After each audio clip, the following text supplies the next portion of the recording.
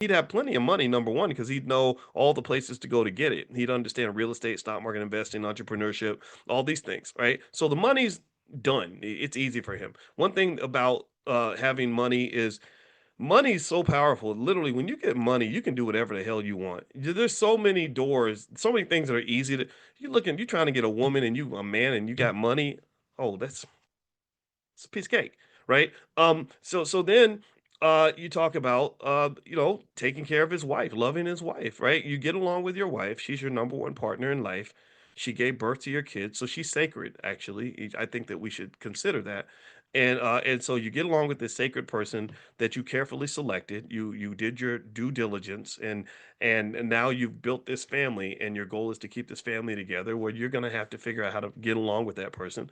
Now you're a great dad also. So in between all the working that you're doing in order to make all this money and build this empire, you also realize I got to pour into the kids as an investment because they're the ones who are going to take over this empire when I'm done, or they're the ones who are going to really be responsible for my legacy. If my children hate me, it's hard for me to have a legacy because they're not going to remember me. They're going to, or if they do remember me, they're going to remember me in a way that is less than flattering. Like I don't, for example, I was my biological father's firstborn son.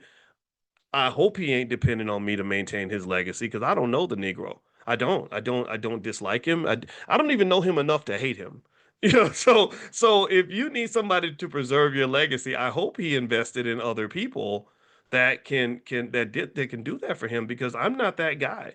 I was told that my father died and I saw the Facebook message and I just rolled over and went back to sleep. It didn't mean anything to me, and I hate saying it like that. It's terrible to say that, but if that which you don't pour into, there is no return on investment.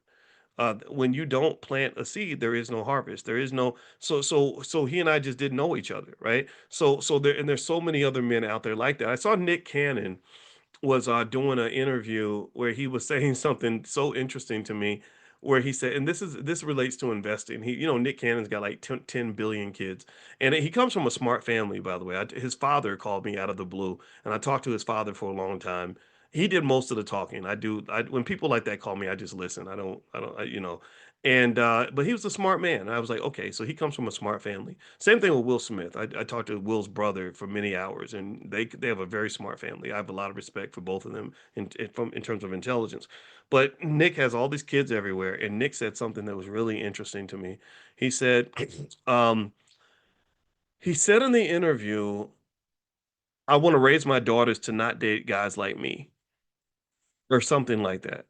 And I was like, "So you don't even want your daughters to date a guy like you?"